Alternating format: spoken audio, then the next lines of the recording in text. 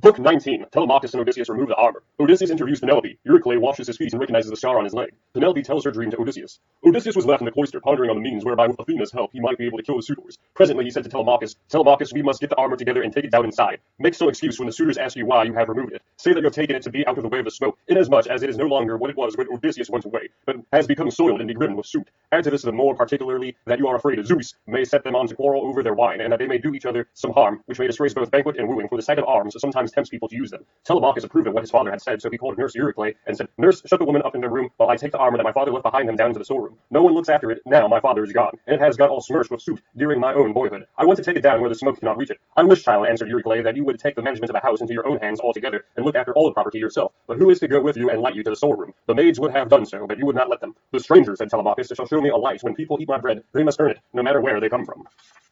Euryclea did as she was told, and bolted the woman inside their room. Then Odysseus and his son made all haste to take the helmets, shields, and spears inside, and Athena went before them with a gold lamp in her hand that shed a soft and brilliant radiance. Whereon Telemachus said, Father, my eyes behold a great marvel. The walls with the rafters, crossbeams, and the supports on which they rest are all aglow, as with a flaming fire. Surely there is some god here who has come down from heaven. Hush, answered Odysseus. Hold your peace and ask no questions, for this is the manner of the gods. Get you to your bed and leave me here to talk with your mother and the maids. Your mother, in her grief, will ask me all sorts of questions. On this, Telemachus went by torchlight to the other side of the inner court, to the room in which he always slept. There he lay in his bed till morning, while Odysseus was left in the cloister, pondering on the means whereby with Athena's help he might be able to kill the suitors. Then Penelope came down from her room looking like Aphrodite or Artemis, and they set her a seat inlaid with scrolls of silver and ivory near the fire in her accustomed place. It had been made by Ecamalius and had a footstool all in one piece with the seat itself, and it was covered with a thick fleece. On this she now sat, and the maids came from the woman's room to join her. They set upon removing the tables at which the wicked suitors had been dining, and took away the bread that was left with the cups which they had drunk. They emptied the embers out of the braziers and heaped much wood upon them to give both light and heat. But Melantho began to rail at Odysseus a second time and said, Stranger, do you mean to plague us by hanging about the house all night and spying upon women? Be off, you wretch, outside and eat your supper there, or you shall be driven out with a firebrand.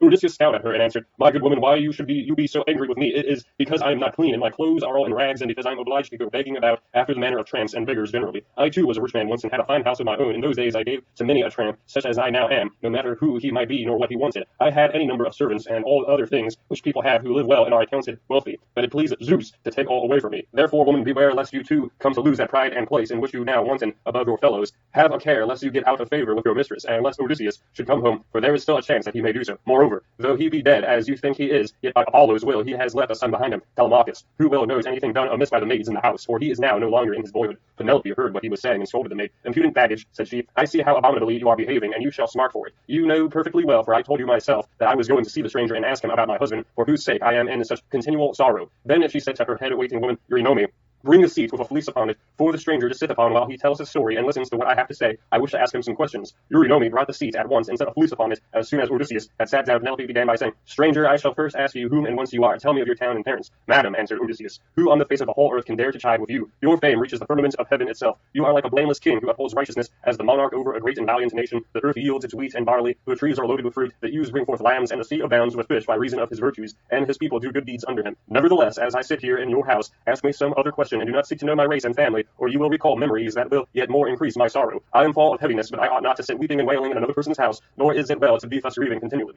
I shall have one of the servants, even yourself, complaining of me, and saying that my eyes swim with tears because I am heavy with wine. Then Penelope answered, Stranger, heaven robbed me of all beauty, whether of face or figure, when the Argives set sail for Troy, and my dear husband with them. If he were to return and look after my affairs, I should be both respected and should show a better presence to the world. As it is, I am oppressed with care and with afflictions which heaven has seen fit to heap upon me. The chiefs from all our islands, Bilichium, Same, and Zacynthus, as also from Ithaca itself, are wooing me against my will and are wasting my estate. I can therefore show no attention to strangers nor suppliants, nor to people who say that they are skilled artisans, but am all the time broken-hearted about Odysseus. They want to marry again at once, and I have to invent stratagems in order to deceive them. In the first place, heaven put in my mind to set up a great tambour frame in my room and to begin working upon an enormous piece of fine needlework. Then I said to them, Sweethearts, Odysseus is indeed dead. Still do not press me to marry again immediately. Wait, for I would not have my skill in needlework perish unrecorded, till I have finished making a hall for the hero Laertes. To be ready against the time when death shall take him, he is very rich, and women of the place will talk if he is laid out without a hall. This was what I said, and they assented, whereon I used to keep working at my great web all day long, but at night I would unpick the stitches again by torchlight. I fooled them in this way for 3 years without their finding it out, but as time wore on, I was now in my 4th year in the waning of moons, and many days had been accomplished. Those good-for-nothing hussies, my maids, betrayed me to the suitors, who broke in upon me and caught me. They were very angry with me, so I was forced to finish my work whether I would or no. And now I do not see how I can find any further shift for getting out of this marriage. My parents are putting great pressure upon me, and my son checks at the ravages of the suitors who are making upon his estate, for he is now old enough to understand all about it, and is perfectly able to look after his own affairs, for heaven has blessed him with an excellent disposition. Still, notwithstanding all this, tell me who you are and where you come from, for you must have had father and